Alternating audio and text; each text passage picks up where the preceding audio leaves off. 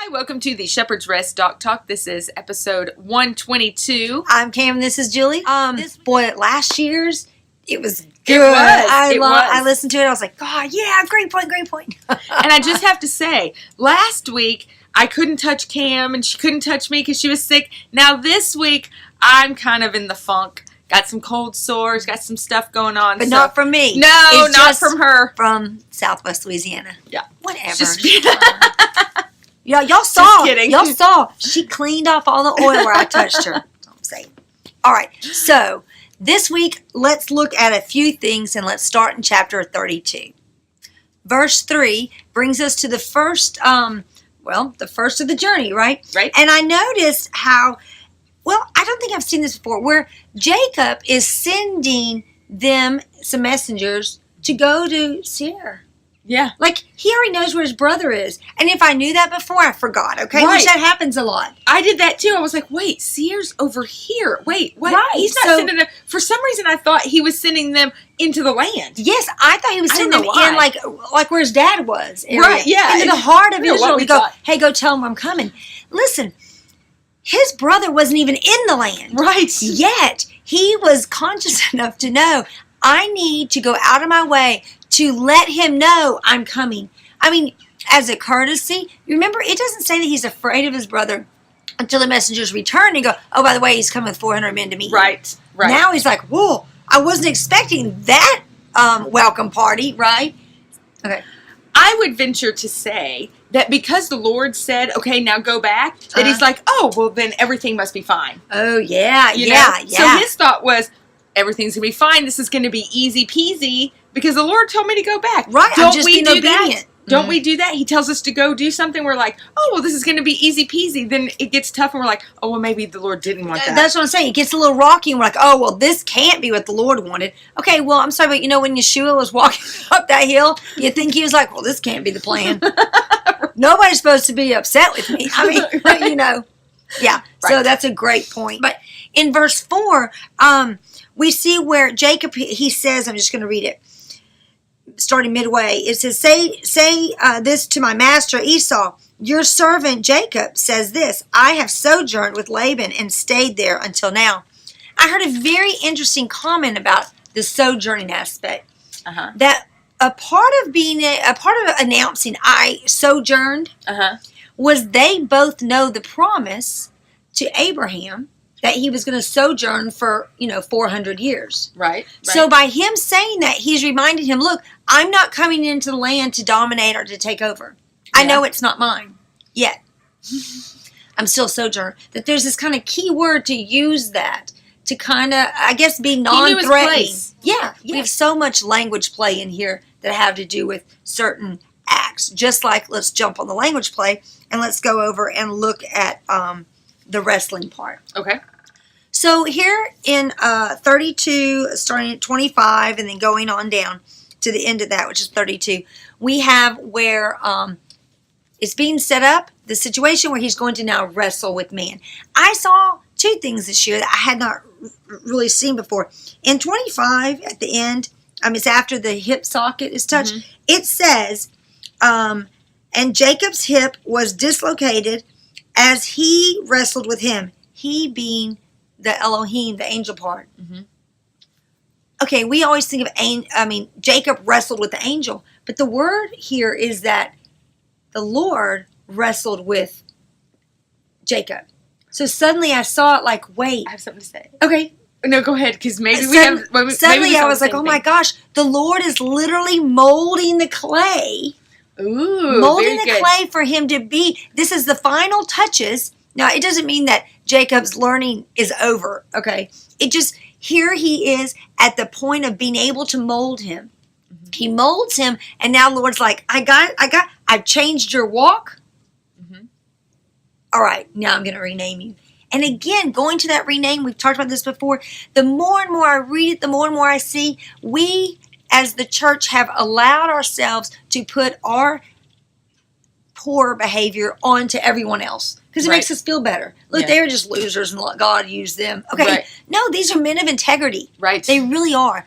And so here we have where the name of Jacob, which is heel catcher, not deceiver, heel catcher, And the Lord is saying in verse 28, and he says, your name is no longer heel catcher, okay, but Israel, because you have strived with Elohim and with men, and you have overcome. So he's striving with the Lord, but that striving is the Lord molding him, and him allowing the Lord to allow him, to strengthen him to overcome his flesh. And I thought, oh my gosh, the Lord will strengthen us in the way in which we go, just like Pharaoh. So the real question is, what direction are we going? Are we going to let our spirit or our flesh determine that? Yep. By the way, the Lord's going to mold us either way. Right. But which way are we going to allow him to mold us? Okay. So here's what I saw out of that. All right. So where it says, your name is no longer Jacob, but Israel, because you have striven with Elohim and with men and have overcome. Here's what I saw. I saw that this is a foreshadowing of Yeshua being sent by the Lord. Yeshua came, wrestled with Jacob, and Jacob overcame him at the cross. Ooh, but the flesh part. Interesting. Through that, see, he had to touch Jacob's hip because it wasn't time. Right. Just like Abraham had to stop Abraham, or in Abraham's time, Yahweh had to stop Abraham from actually going through with it with Isaac because it wasn't time. Very good. Because that's exactly what Yeshua did. He came and wrestled with the flesh, Jacob. Right. Because whenever you see Jacob, it's the flesh. Right. And kind of on that same note, I'm going to so add. many facets. I love it. Oh, I know. That's why we can do this every day for the rest of our lives. I know, and still go, oh, right?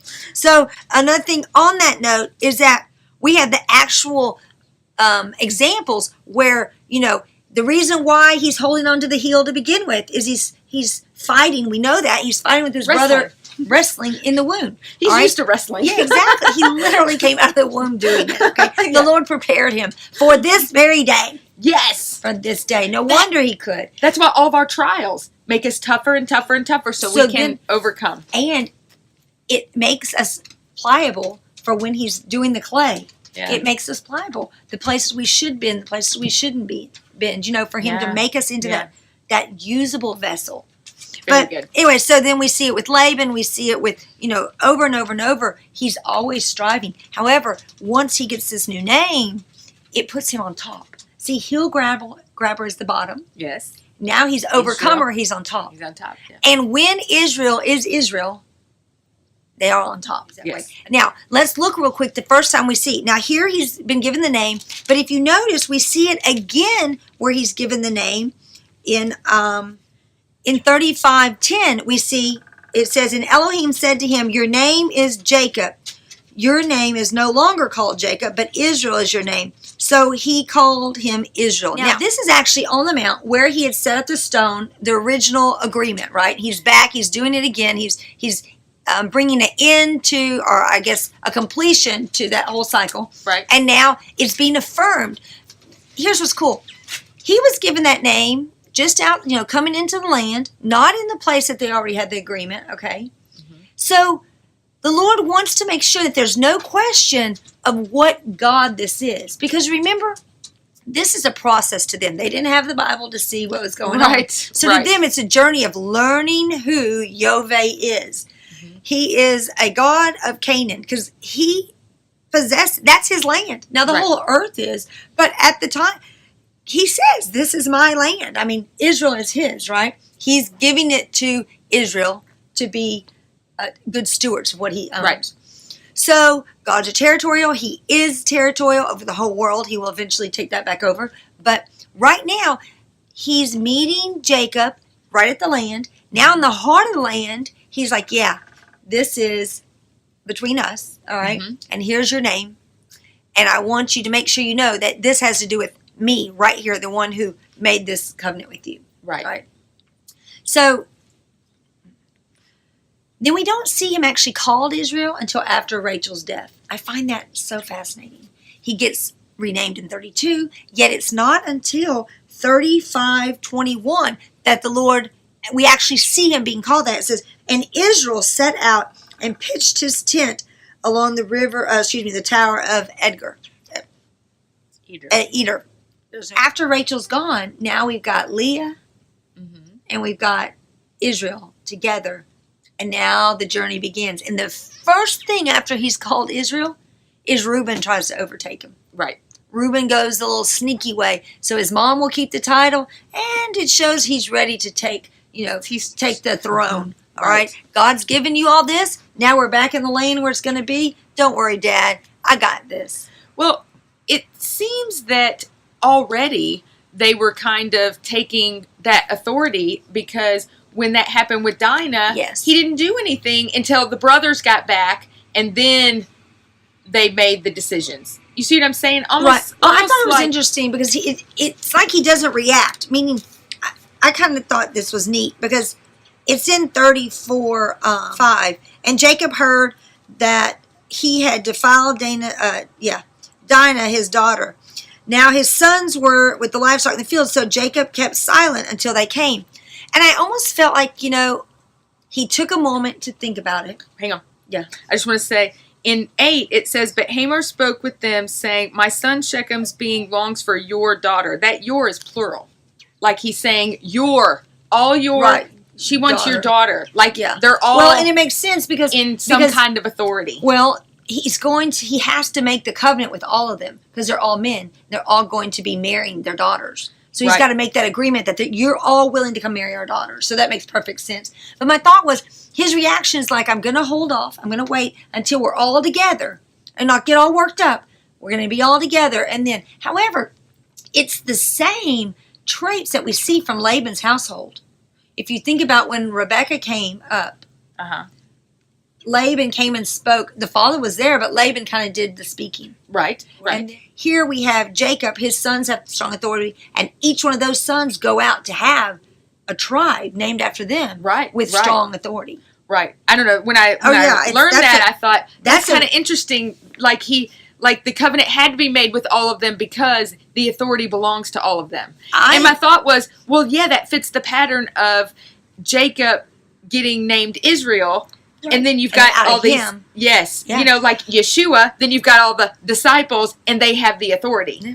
Even though Yeshua's still working. Right, but it's his authority he's given to them. Yes. Right. His authority has been given to them, just like I kind of took this as Jacob's kind of given the authority to them. Right. Okay, so I thought we'd look real quick about some mixing that we see. We see where Esau wants to leave his men, right? Some of them. And I thought, oh, how interesting. Now we have the tares idea. We have this mixing. Yes, the mixing. He just wants to leave them. They're not marrying or anything. It's just, I need to scatter my men among you just to check out what's going on and look like you and bring you this way. Because remember, they want to go this way, but his men would make them go this way.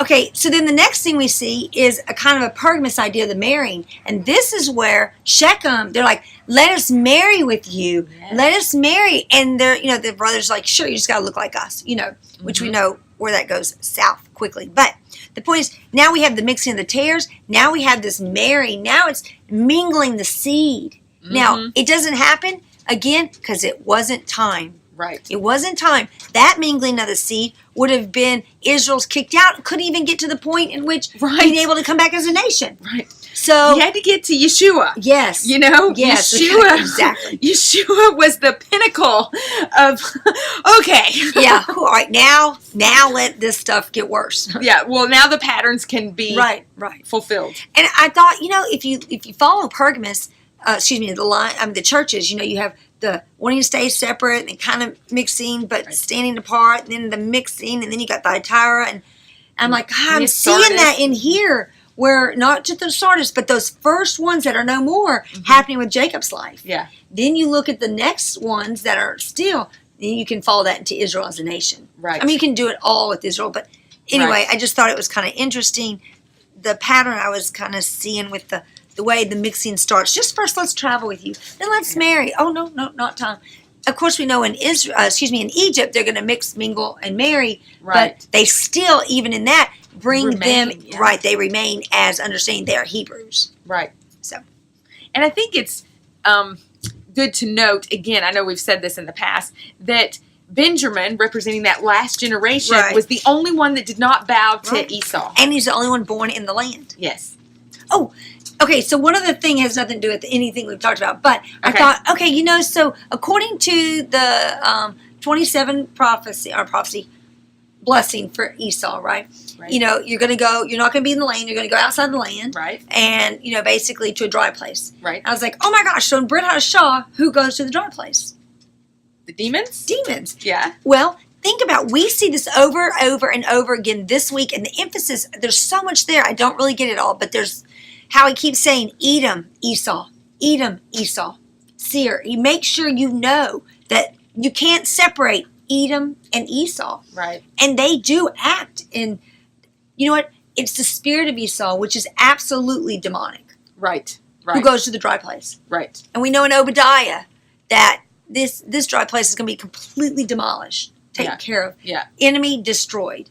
Well, isn't that what's going to happen in the end with those spiritual beings? Yeah. So one last little thing I want to throw out there, and that was about the territory. You know, in the end of 33, I think it's 33:20, we have where Jacob sets up his an altar, and he names it, I can't say it, but anyway, it basically means that, you know, this is the God of Israel, or the land, the mighty God of Israel, the land. This is the land territory for Israel. I mean, for the living God. The thing is here in Shechem, we have where he says, hey, this is the land of the living God.